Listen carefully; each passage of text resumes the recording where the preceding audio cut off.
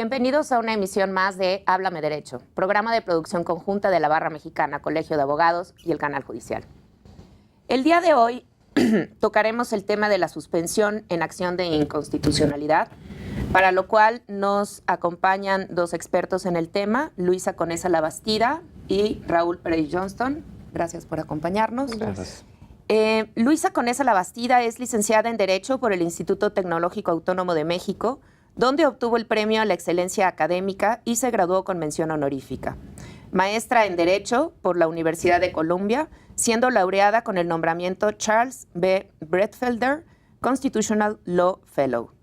En el ámbito judicial se ha desempeñado en la Suprema Corte de Justicia de la Nación como secretaria de Juzgado de Distrito y de Tribunal Colegiado en materia administrativa, en la Comisión Investigadora de Violaciones a Derechos Humanos en el caso de la guardería ABC en Sonora, y en la presidencia de la Suprema Corte de Justicia de la Nación.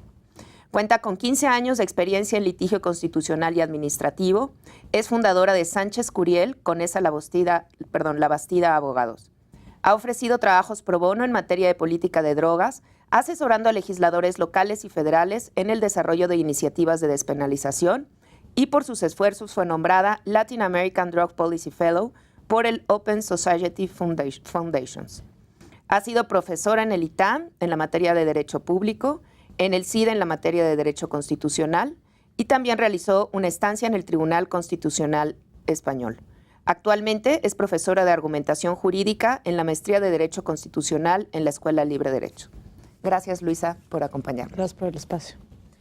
Raúl Pérez Johnston es licenciado en Derecho por la Universidad de Anáhuac, donde se graduó con mención especial en su examen profesional y en la tesis profesional titulada del control constitucional del actuar del constituyente permanente. Es maestro en Derecho por la University of Chicago Law School, candidato a doctor en Derecho por la UNAM, además de contar con diversos posgrados. Se ha desarrollado como profesionista en diversos despachos, fue oficial judicial adscrito a la ponencia del magistrado Pedro Esteban Penagos López, es asociado extranjero en el área de arbitraje y litigio internacional en Fulbright and Jarovsky, Houston, Texas, y litigante en diversas instancias y áreas administrativas como lo son amparo, acciones colectivas, controversias constitucionales, entre otras. Es miembro de asociaciones como la Barra Mexicana Colegio de Abogados, el Ilustre y Nacional Colegio de Abogados de México, la Asociación Internacional de Marcas, London Court of International Arbitration, y de la Revista de la Asociación de Diplomáticos Escritores. Ha sido catedrático y conferencista invitado en la Escuela Libre de Derecho, en la Universidad de Anáhuac, México Norte, en la Suprema Corte de Justicia de la Nación, en la Barra Mexicana, Colegio de Abogados, entre otras instituciones. Asimismo, es investigador honorario del Instituto de Investigaciones Jurisprudenciales y de Promoción y Difusión de la Ética Judicial de la Suprema Corte de Justicia de la Nación y del Instituto de Investigación Jurídica e Informática de la Escuela Libre de Derecho. Muchas gracias, Raúl, por acompañarnos. Y bueno, como podrán ver, el currículum de nuestros invitados el día de hoy habla por sí mismo. Para introducir un poco el tema que comentaremos a lo largo del programa el día de hoy, quisiera comentar las acciones de inconstitucionalidad son mecanismos abstractos de control de constitucionalidad de leyes, principalmente para minorías parlamentarias, por lo que a diferencia de las controversias constitucionales, no se tiene que demostrar agravio alguno, invasión de competencias, ni se pueden impugnar actos concretos, solo leyes. Sin embargo, entiendo, Raúl, que hay diferencias sustanciales en cuanto a la naturaleza de esta acción. ¿Es correcto? Así es. Mira, hay todavía un debate que no está del todo zanjado sobre cuál es la naturaleza de uno y otro, tal vez porque son muy jóvenes en nuestra historia constitucional. Llevamos alrededor de casi 25 años de acciones y controversias. Hay quienes escandalizarían si dijera yo que la controversia se parece más al amparo de las autoridades contra las propias autoridades, ¿no? En el sentido de que tiene que existir un principio de afectación y una invasión de esferas competenciales que se demuestre como elemento de legitimación para poder presentar la acción. Y esto permite que las autoridades en la controversia constitucional se defiendan contra todo tipo de actos que les afecten en cuanto a las competencias que la propia Constitución o las leyes establezcan en su favor. Con esto te menciono que en realidad la controversia tiene un aspecto muy importante, también tiene un pedazo de control abstracto de constitucionalidad, pero tiene un pedazo muy importante en el cual se convierte en un mecanismo subjetivo y reparador de las violaciones que sufren ciertas autoridades en distintos niveles de gobierno por parte de otras.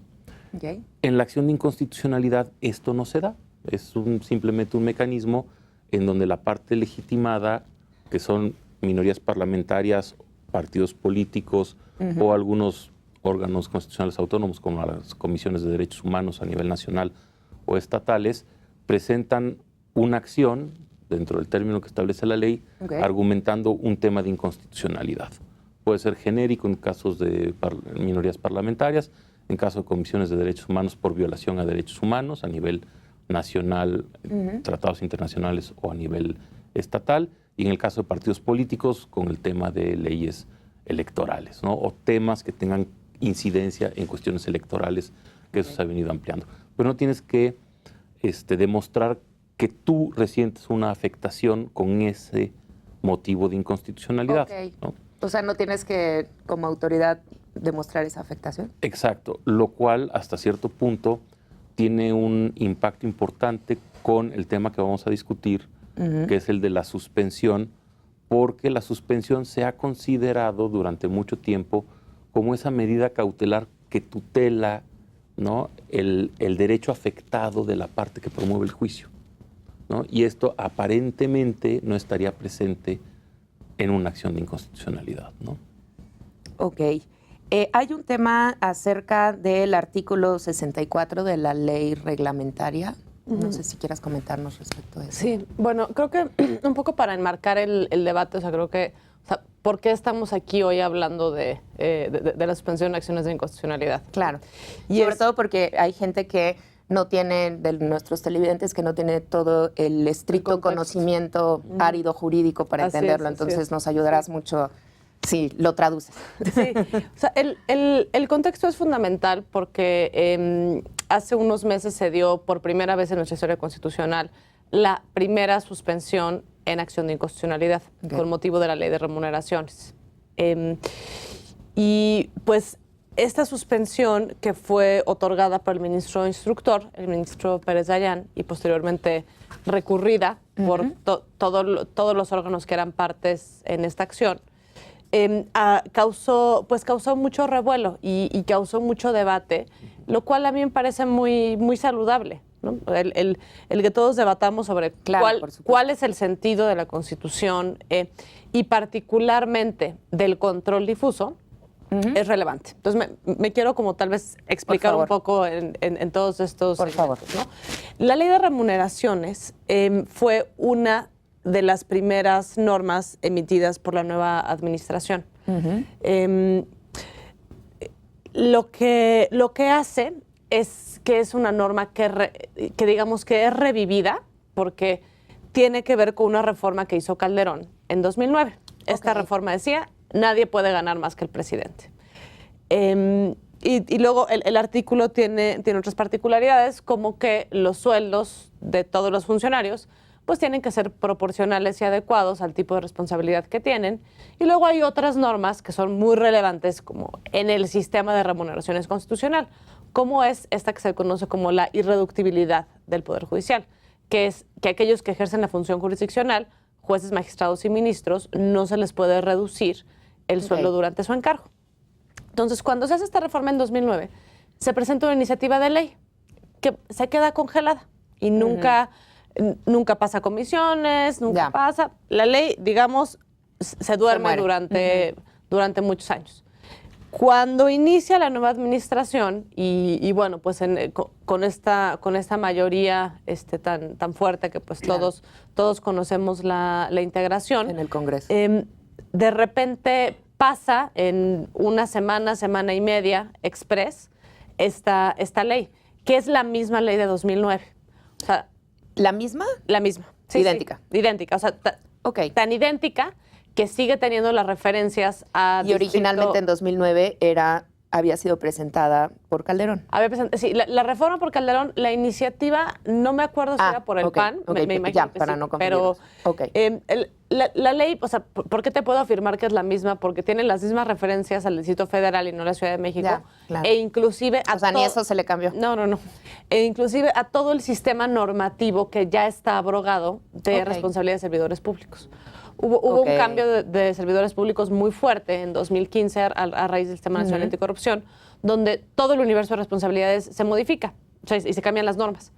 Y esta ley se refiere a todo este universo abrogado. Entonces, por eso podemos decir que es la misma ley. Y lo que esta ley hacía era esencialmente describir el mismo artículo constitucional que tiene el tope, que es el 127.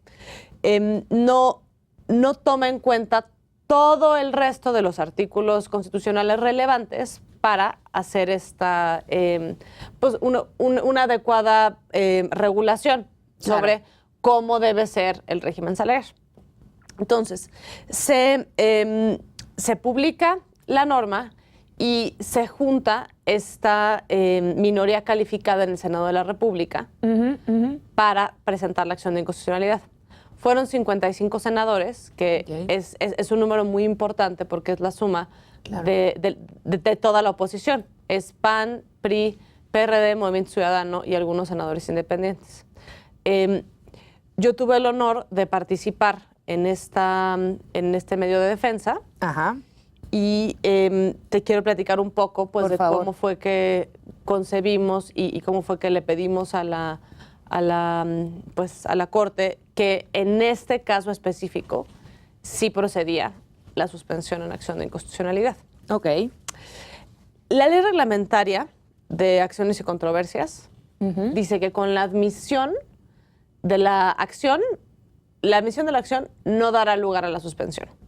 O sea, no con el hecho únicamente de haber sido admitida, no se sigue necesariamente la suspensión, ¿es correcto? O sea, esa es la redacción, ¿no? Esta ley tiene el capítulo que se refiere a acciones, tiene el capítulo que se refiere a controversias y luego dice que tiene una supletoriedad, que en lo que no esté regulado en acciones se refiere a controversias. Como decía el maestro, una de las diferencias entre acciones y controversias es que en acciones solamente puedes controvertir normas y en controversia puedes controvertir actos y normas. Existe en controversia todo un régimen para suspensión en actos. Y efectivamente no tiene un régimen para suspensión en norma, ¿no? Entonces, nosotros lo que argumentamos, o la herramienta de la que echamos mano, es el control difuso. Entonces, ¿qué es el control difuso? Pues es este medio de control de convencionalidad que surge o que la Corte interpreta a partir del famoso caso Radilla, en el cual dice que todos los jueces deberán de arreglarse de conformidad con las normas convencionales, esto es, con el cúmulo normativo, particularmente en materia de derechos humanos, que es un parámetro de control de toda norma del sistema mexicano. Esto se opone al medio de control concentrado, en el cual solamente en amparo los jueces federales pueden invalidar una norma por ser contraria a la Constitución o a normas convencionales. Luisa, danos unos minutos, vamos a ir a un pequeño corte y seguimos hablando de los medios de control. ¿Sí? Perfecto. Gracias.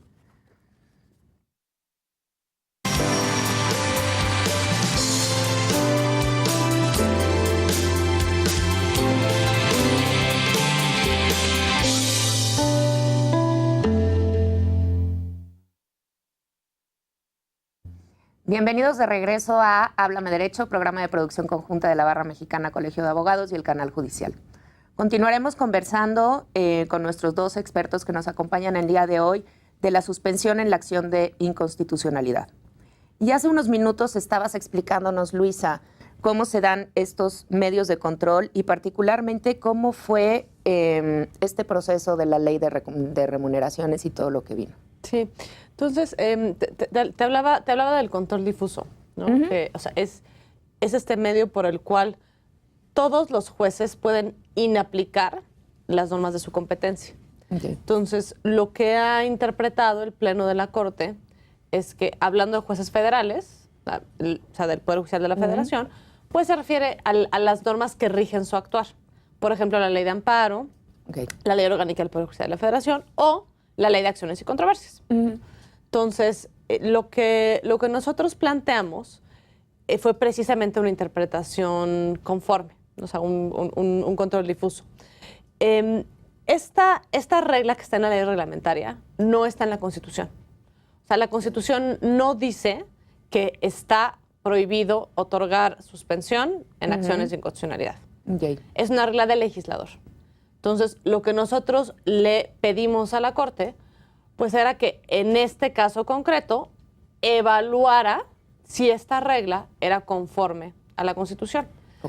Retomando un poco lo que decía el maestro Pérez Johnston, efectivamente hay algunos que dicen, bueno, es que en la medida en la que en las acciones no hay principio de agravio, porque no es el órgano el que resiente la afectación. Claro, lo que decíamos. En oposición a una controversia. En una controversia, por ejemplo, viene el titular de un órgano al cual están iniciando juicio político y viene defendiendo la integración democrática del órgano.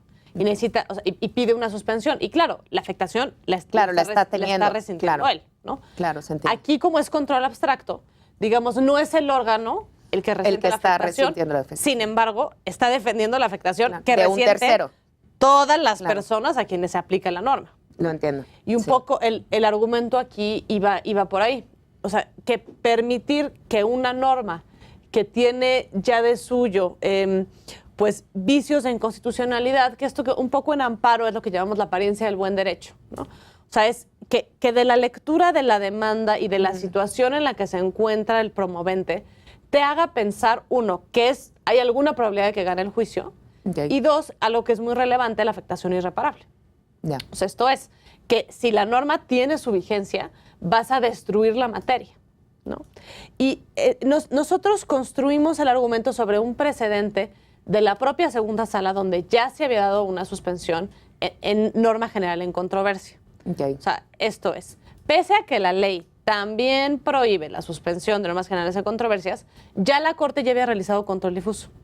En esa ocasión era con relación a la ley 3 de 3, o sea, aplicada al Poder Judicial local, en la cual el argumento era que si se subía al internet o a la plataforma, sí, a la plataforma, la declaración sin que se pudieran omitir datos sensibles, como establecía la norma, pues se les iba a generar una violación irreparable, lo cual era muy evidente, ¿no? O sea, si tú tienes un dato tiene mucho sentido privado que no quieres que se conozca y lo suban, y tienes que tener ese derecho, ¿no? Pues ya no hay para dónde hacerse, ¿no? O sea, sí, ya se divulgó, ya está consumado el daño, ¿no?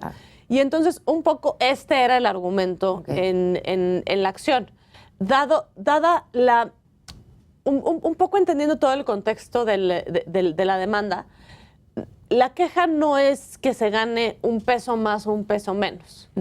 El tema es que, dada la configuración constitucional, el salario del presidente no es un acto político, sino que es un acto reglado, porque de él depende el salario de todos los demás. Entonces se convierte en un componente muy relevante en la división de poderes. Si tú permites que sea un acto unilateral, caprichoso, político, es un medio de control evidente. Porque este año el presidente decide ganar 100,000 pesos, el año que entra 50. No le gustó lo que dijo la Corte y decide ganar 50, decide ganar un peso porque puede. Claro. Porque al presidente el Estado le provee todos los medios para su subsistencia. Entonces puede perfectamente ganar un peso. Pero, ¿qué pasa con el resto de todo?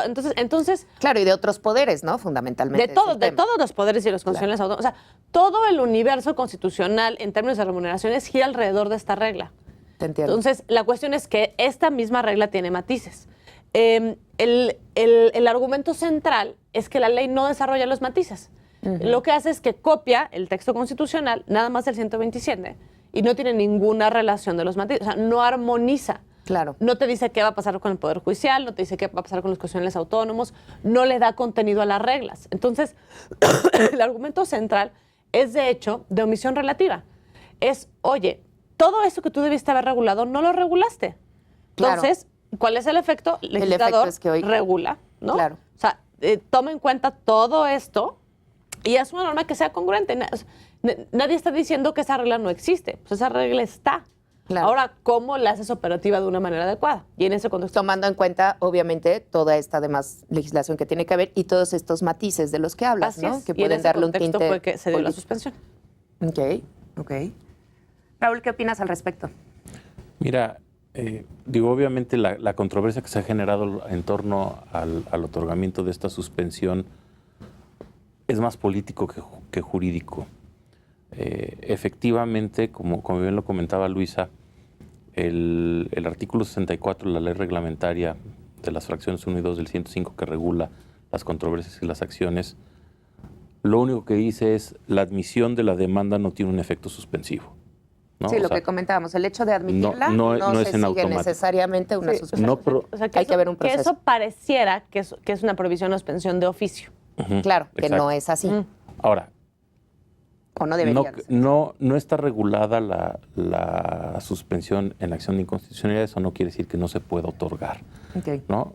Hay criterios internacionales, tanto de comités de derechos humanos del sistema ONU como el propio sistema interamericano, que te dicen que las medidas cautelares son elementos esenciales de cualquier recurso judicial efectivo, ¿no? Entonces, partiendo de esa base, la propia Corte ha reconocido en muchas ocasiones, desde mediados del siglo XIX hasta recientemente, que el hecho de que la ley no regule o no establezca ciertas instituciones necesarias para que se resuelva un medio de defensa, no quiere decir que el juez no pueda hacer uso de su potestad constitucional para ver que se haga efectivo Ok. ese medio de defensa.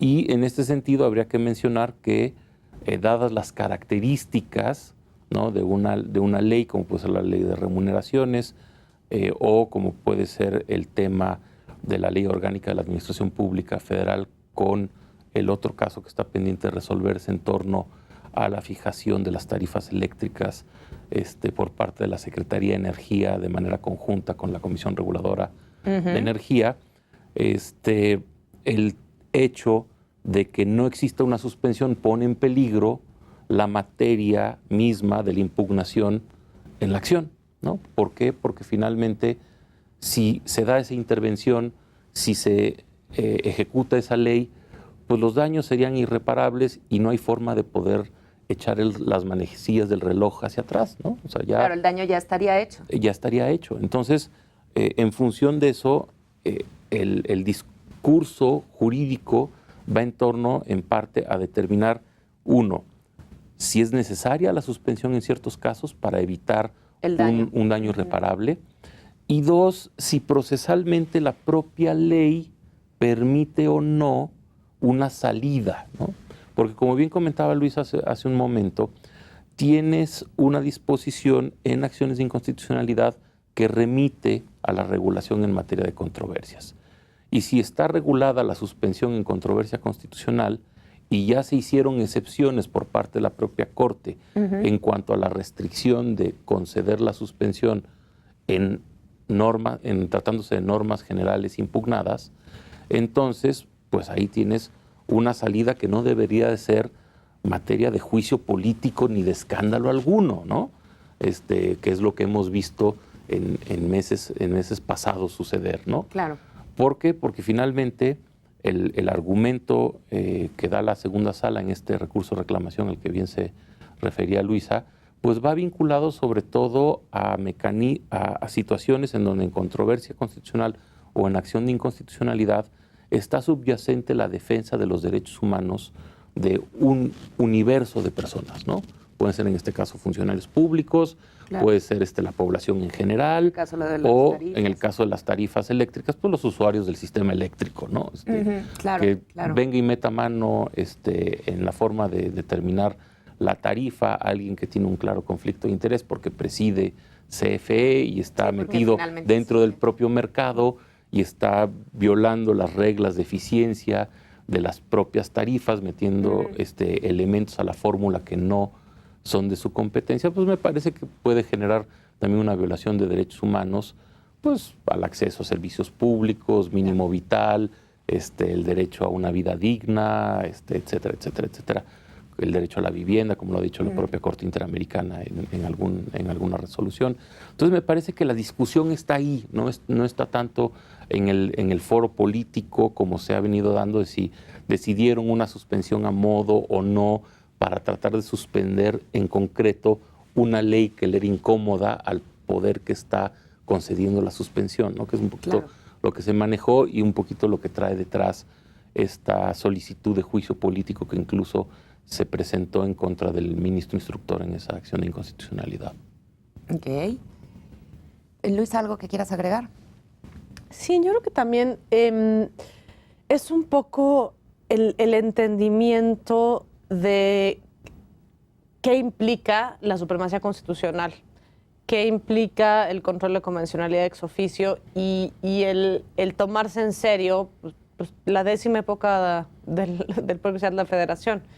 El decir, es que la ley no dice, pues es una visión legalista, ¿no?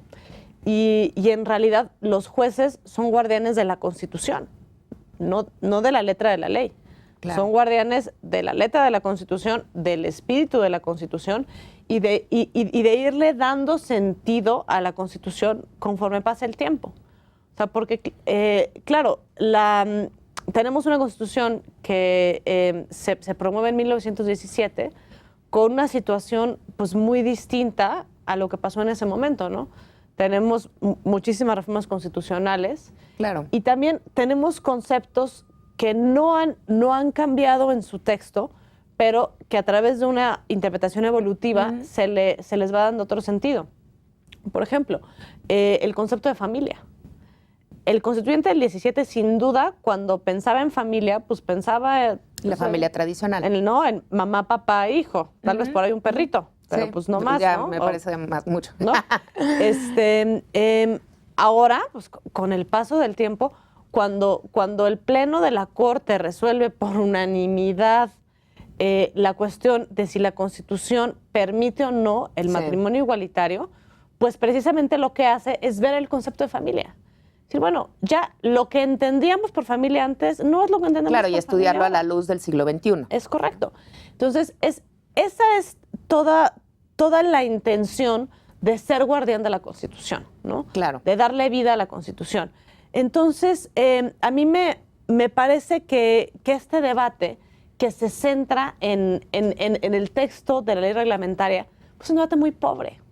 Okay. La verdad es que evidencia, pues, la falta de conocimiento, la falta de técnica de todos aquellos que lo que hacen es, pues, repetir como merolico lo que dice la ley reglamentaria, que inclusive repitiéndola como merolico, pues, se requiere un poquito de imaginación para entender que lo que te está prohibiendo es una suspensión de oficio. O sea, no te está diciendo, está prohibido que la pidas. Te dice, el que la presentes no quiere decir que te vayan a dar. Bueno, una interpretación es que trae implícita que lo puedes pedir. Claro, obviamente, ¿no? El que lo pidas no implica que no te lo vayan a dar a fuerza, o sea, por oficio. Es correcto, ¿no? pero digamos implícito puede estar la petición de parte. Claro. Pero incluso, fíjate, déjame hacer un poquito de historia. Siempre que la Suprema Corte ejerce un acto de control difuso que de alguna manera simbra instituciones que habían estado intocadas o que son sensibles, genera mucho ruido, ¿no? Me acuerdo ahorita, por ejemplo, del famoso caso del amparo Vega. En 1869 se aprueba una nueva ley de amparo y en esa ley de amparo se establecía una prohibición expresa en donde no se permitía presentar demandas de amparo en contra de sentencias emitidas por órganos judiciales, ¿no? Se prohibía el amparo judicial, ¿no? El artículo 8º establecía expresamente esta prohibición.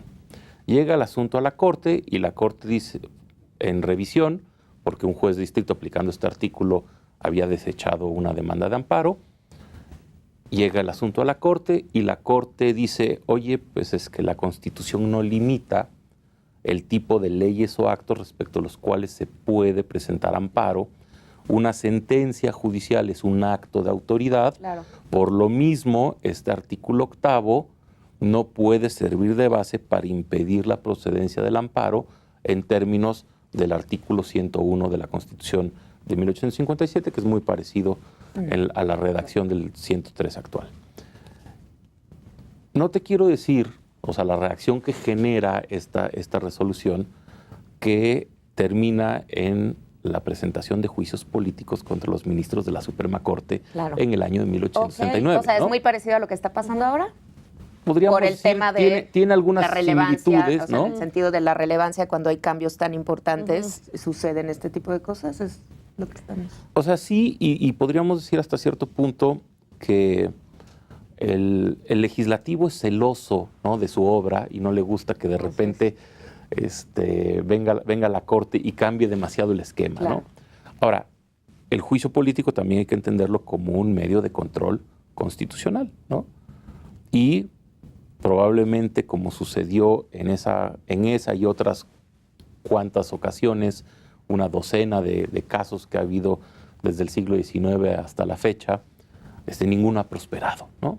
Okay. O sea, la propia cordura ha reinado en la Cámara de Diputados y nunca ha pasado, ¿no?, de comisión, ni siquiera se ha sometido a votación por parte del Pleno de la Cámara de Diputados un juicio político. Es como una, se usa como una llamada de atención. Salvo el caso de la sentencia del Amparo Vega, en donde no alcanzó la votación para poder llegar al Senado y que se erija en jurado de sentencia, ¿no? Entonces, me parece que dentro de este juego de fichas políticas se convierte en un mecanismo de presión. Claro, una pero llamada de atención. No veo tampoco que esto esté dando como para una intervención en los poderes o en la propia independencia del Poder Judicial, como algunos también ya del otro lado de la balanza han querido sugerir, ¿no? Este tema de la independencia del Poder Judicial sobre la ley de remuneraciones sí ha sido ha sido un tema recurrente, ¿no? Que ha estado saliendo sobre todo en aquellos que no son tan especialistas en el derecho, ¿no? Se habla de esta... Pues sí, es que un poco como bien anotaba al principio, ¿no, Raúl? O sea, la cuestión es hay que distinguir los argumentos políticos de los argumentos jurídicos y entender también que estamos en un contexto político excepcional, ¿no? Claro. Con esta mayoría legislativa, ¿no?, aplastante, que no, y creo que eso es un motivo de celebración absoluta, que no alcanza la mayoría calificada en el Senado, porque todavía existe un dique de contención, ¿no? Claro, todavía hay que negociar un poco. Así es. O sea, cierto es que las urnas se manifestaron por un cambio en el país. Por supuesto. Y eso yo creo que, o sea, todos nos toca a cada quien, pues, contribuir a ese cambio. Pero pues también no es el cambio por el cambio, no es el cambio hacia dónde, es un cambio en beneficio, ¿no?, de todos. Y entender, o más bien pensar, que la división de poderes es un obstáculo para este cambio, es el primer paso de la dictadura. Eso es muy interesante, muy preocupante, y me gustaría mandar un corte y regresar nuevamente con esto que acabas de decir, la importancia que tiene la separación de poderes. Gracias.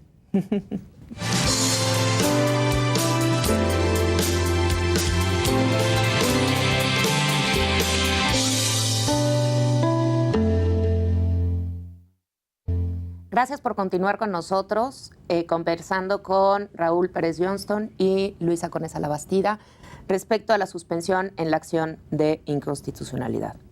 Unos minutos antes del corte estábamos platicando de la importancia que tiene este tema de la suspensión en acción de inconstitucionalidad para garantizar la separación de poderes. Podríamos continuar hablando de ese tema, creo que va a ser muy importante, sobre todo para darle contexto a la importancia del tema que estamos tratando el día de hoy. Sí, o sea, tal vez no todos los temas que tengan que ver con suspensión en acción serán temas de división de poderes. Okay. Pero dada la naturaleza de esta acción, sí lo es.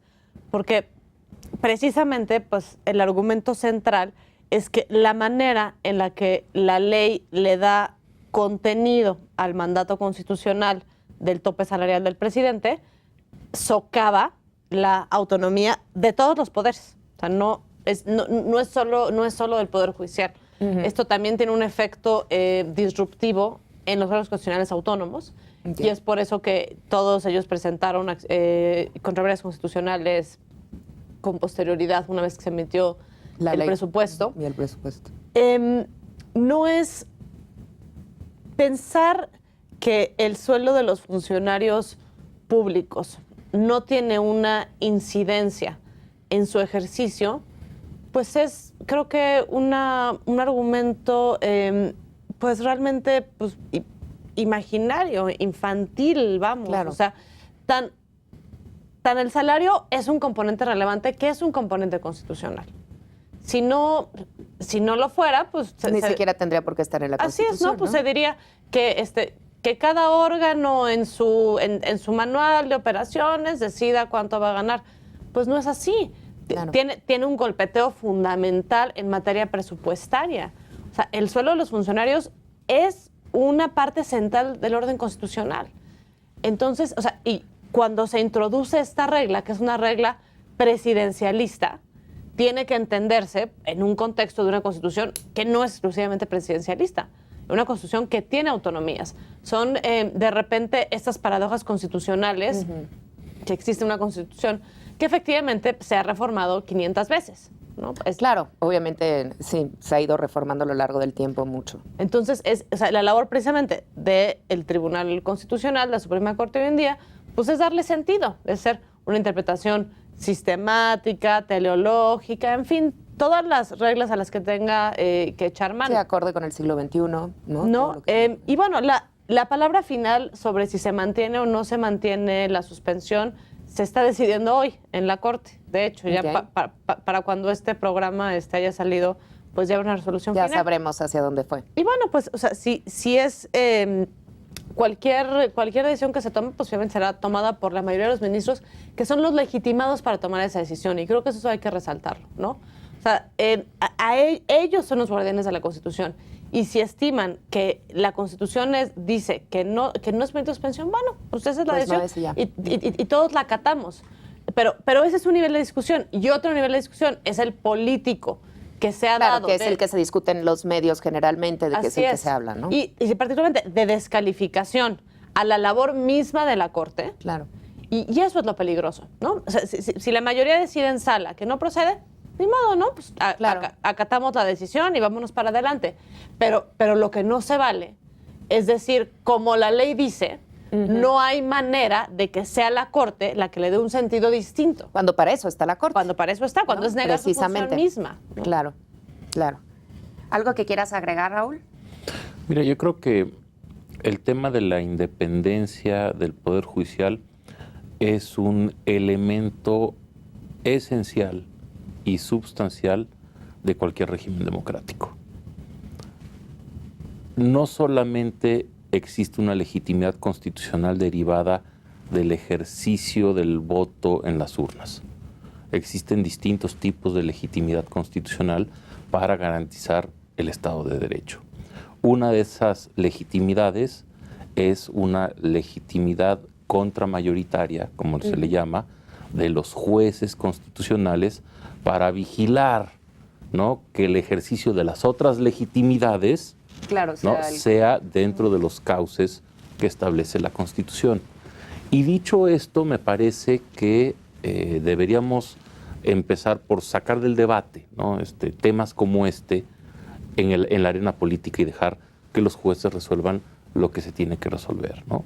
Por ejemplo, iniciar una solicitud de juicio político contra un ministro instructor respecto de un acuerdo que no está firme, que está sujeto a impugnación, que está sujeto a resolverse por las salas de la Suprema Corte o eventualmente en el Pleno, si es que llega a haber criterios contradictorios, pues me parece incluso delicado desde el punto de vista de la estabilidad institucional que requiere cualquier régimen democrático, ¿no?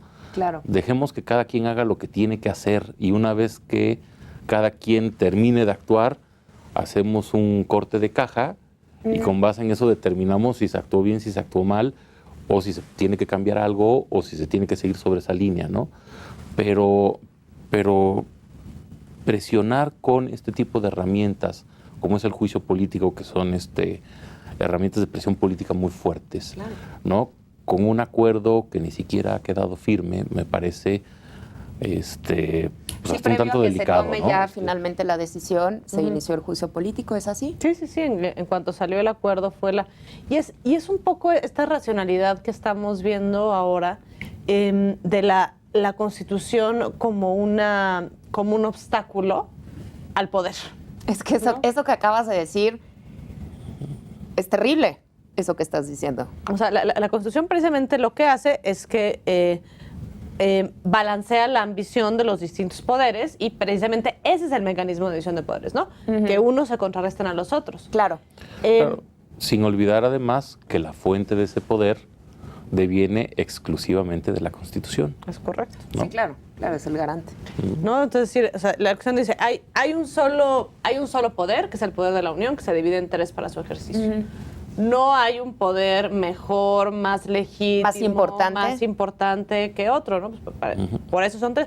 O sea, y por eso son, o sea, porque no reconocer esto no entenderlo, es no entender la historia. Pues es no haber leído a Montesquieu, ¿no? De entrada. No, bueno, a Montesquieu y mucho Claro, y si más te vas para atrás, hasta la ¿no? República de Platón ahí. O hay sea, algunos temas ya. es pensar que, o sea, que lo que más nos conviene es que sean las decisiones de un hombre sabio, Claro. de un hombre bueno, que es un poco lo que se pregona ahorita con el tema de la Guardia Nacional, ¿no? Denme todos los poderes y no importa porque yo soy bueno. Sí, pero es que la Constitución no está hecha para eso, la Constitución no está hecha para un hombre en un momento. Precisamente la Constitución lo que tiene es vocación de permanencia. Claro, y de estos ajustes que se van haciendo precisamente con el control de constitucionalidad, ¿no? Y que la van actualizando en la interpretación. Así es. Y que es un tema que desde la ciencia política, desde hace muchos siglos, se ha venido manejando en cuanto a cuáles son las mejores formas de gobierno para un pueblo, ¿no? Y en el siglo XVIII se jugó mucho, por ejemplo, con la tentación del despotismo ilustrado, ¿no? Entonces, por ejemplo, muchos de los autores de ciencia política de esa época te dicen, mira, en efecto, el mejor y más eficiente régimen de gobierno es el despotismo ilustrado. Sí y siempre que tengas un buen déspota. Claro, obviamente. Porque si te toca uno malo, es fundamental, es el peor, ¿no? Claro.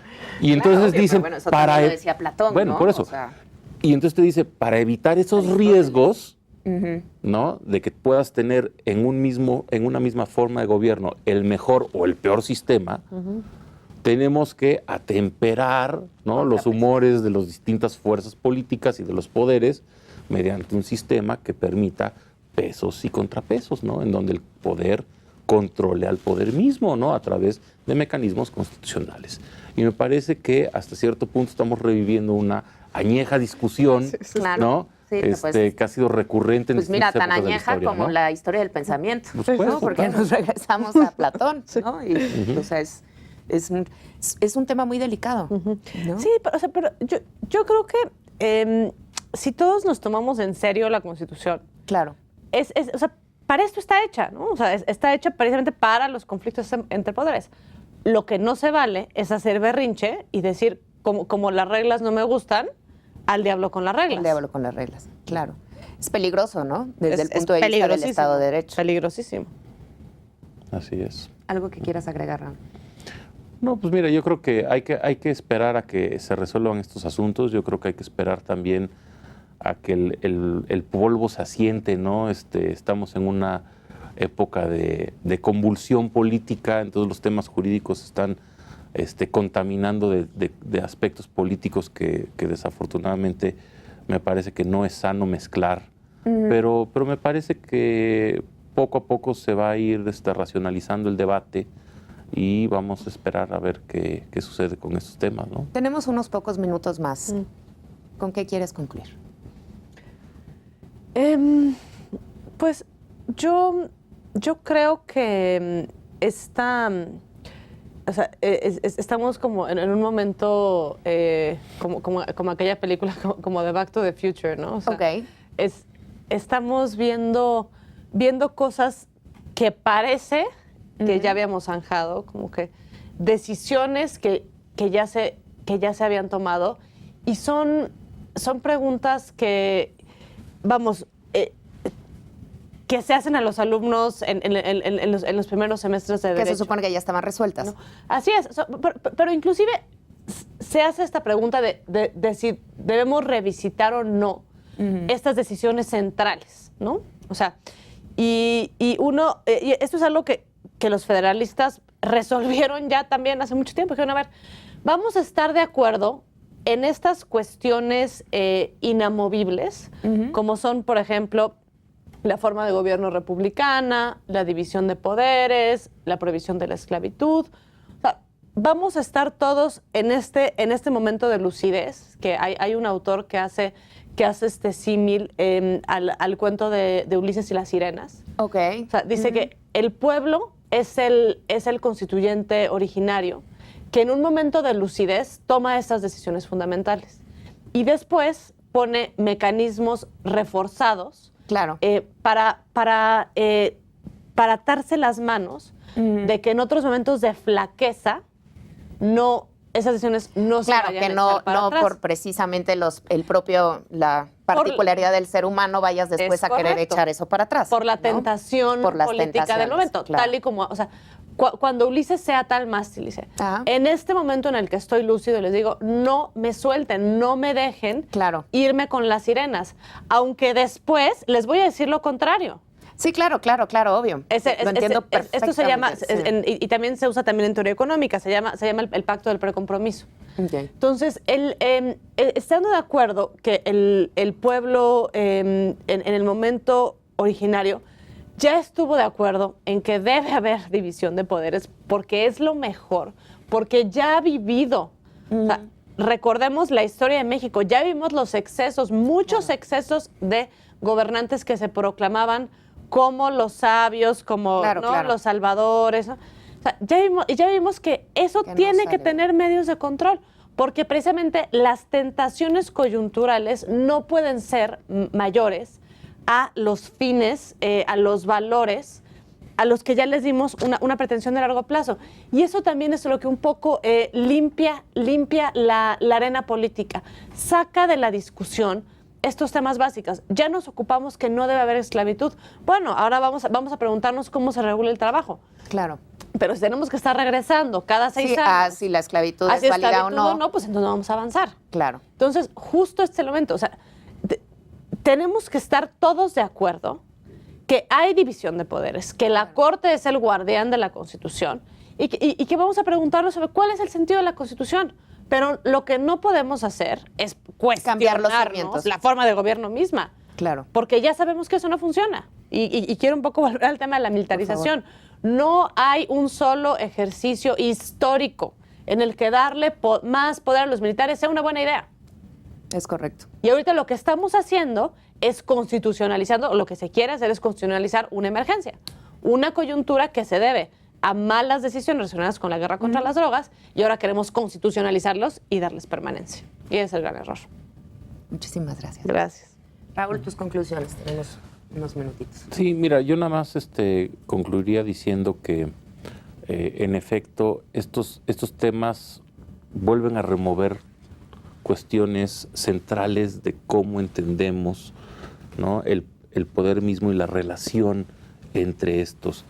Y creo que la suspensión en materia de acción de inconstitucionalidad ha sido uno de estos temas que, aun cuando tal vez desde lo lejos o con una visión antes de que sucedieran los hechos, nunca hubieras pensado que iba a remover tantas cosas, Claro. ¿no? Se torna en un tema central y fundamental en cuanto a definir, ¿no?, hasta dónde pueden actuar los jueces, hasta dónde tiene que existir un recato y un respeto por parte de los otros poderes frente a la decisión del juez constitucional, ¿no? Finalmente, el poder viene de la Constitución. Claro, y de ahí dimanan todos los poderes. no hay mayor legitimidad, yo estoy convencido de eso, que ejercer el poder respetando la Constitución y, sobre todo, respetando los derechos humanos, ¿no? Claro, fundamental. Y si hay fundamental un en el acto siglo XXI. legislativo o del propio Ejecutivo, de un órgano constitucional autónomo, que ponga en peligro los derechos humanos de las personas, pues me parece total y absolutamente lógico que el revisor de la validez de esos actos, que es el Poder Judicial, puede intervenir y dictar medidas encaminadas a la protección de los derechos humanos de las personas, ¿no? Pues muchísimas gracias por acompañarnos. Creo que a lo largo del programa nos fue quedando muchísimo más claro la importancia que tiene esto, la importancia que tiene pues para el futuro de nuestro país desde el punto de vista jurídico, pero también desde el punto de vista de la vida diaria de las personas, ¿no? Es importante que, pues que, bueno, que se le dé a la Suprema Corte el lugar que tiene que tener, ¿no? Como garante de esta Constitución y bueno, continuar, ¿no? Pugnando todos por la separación de poderes. Así es. Les agradecemos mucho el haber estado con nosotros el día de hoy. Nos vemos muy pronto en una nueva emisión de Háblame Derecho. Gracias.